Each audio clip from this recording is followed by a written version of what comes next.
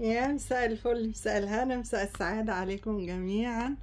ودي الأوضة التانية بدأنا فيها عشان عادة من عاداتنا الجديدة اللي هتخلي حياتنا كلها تمشي حلوة وهادية ونحس فيها بالطاقة الإيجابية. دي أوضة فيها 3 دواليب، دي ضرفة واحدة من ال3 دواليب دول. لما تبقى ضرفة واحدة فيها كل الهدوم دي من 3 دواليب يبقى احنا عندنا مشكلة جامدة. كمان مشكلة ان احنا اولا عندنا هدوم زيادة جدا، حتى لو جم يشتروا هدوم مش هيبقوا عارفين ايه اللي ناقص ولا ايه اللي هيجيبوه تاني، هيبقى مكرر. لان دي اول ضرفة اهي. هقفلها وافتح الضرفة التانية.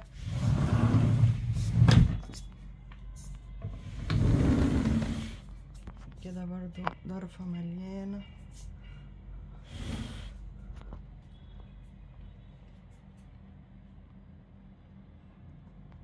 ادراج مليانة، درجين مليانين.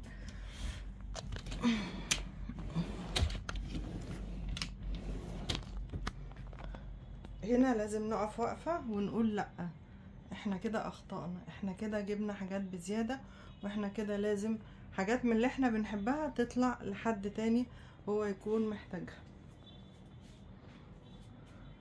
صح انتوا معايا ولا ايه؟ الدنيا هتروق عندنا، هيبقى عندنا هدوء نفسي، دواليبنا مترتبة ما فيهاش، مش حاسين ان فيها حاجات اوفر يعني. حتى لو حبيتي تيجي تشتري حاجة هتبقي عارفة هي موجودة ولا هتكرريها تاني ولا ايه، ما تكرريهاش. في هدوم بقى بتبقى ضيقة علينا واحنا محتفظين بيها لما نخس. لا يا حبيبتي طلعيها، ولما تخسي ربنا هيرزقك بأحسن منها ان شاء الله بإذن الله. واحنا بنقعد نقول هنخس هنخس هنخس، ولو خسينا هنخس 3 جرام مش هنخس 3 كيلو. فطلعيها وان شاء الله ربنا يكرمك ويكبر بخاطرك زي ما هتكبري بخاطر حد تاني، وربنا هيكبر بخاطرك وهتجيبي اللي احسن منها. ده لو انت محتاجاه. احنا هنتعود ان احنا دلوقتي مش هنشتري الا الحاجة اللي احنا محتاجينها بالظبط.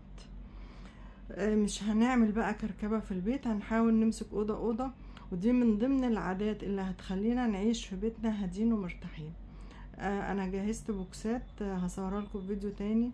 دي هبتدي الم فيها من كل اوضه الحاجات اللي ناقصه اللي زايده عندي في البوكسات دي، وبعد كده ابتدي اظبطها في كاس وهوريكم هنعمل ايه ساعتها. بس يلا نبدا مع بعض عاده جديده، نشارك حاجتنا اللي بنحبها والحاجات الزياده عندنا مع حد احنا اللي محتاجين له، مش هو اللي محتاج لنا. احنا محتاجين يكون لنا عند ربنا في الاخره، فاحنا هنساهم مع اخواتنا بحاجات من الحاجات الزيادة اللي عندنا اللي بنحبها، سواء في الاوض سواء في المطبخ سواء في السفرة. حاجات كتير. نبدأ واحدة واحدة. يلا جهزي معايا اوضة اوضة، وكل واحدة ربنا يكرمها ويكبر بخاطرها قد ما هتكبر بخاطر اللي محتاجين دلوقتي. في بنات كتير في الجامعة، في ولاد في الجامعة، ولادنا عندهم لبس كتير.